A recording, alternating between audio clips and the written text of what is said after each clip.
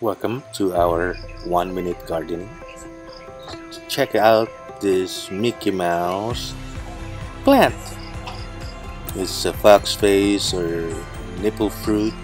Probably one of the most interesting plants that we've been growing during this COVID-19 quarantine.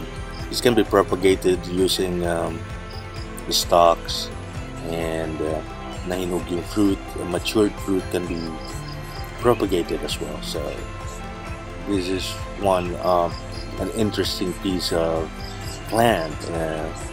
So nothing to do during this COVID-19 pandemic.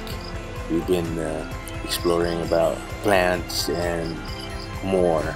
So check out more of our videos and hope you like this. Give it a thumbs up. Don't forget to like, share, and subscribe. Thank you.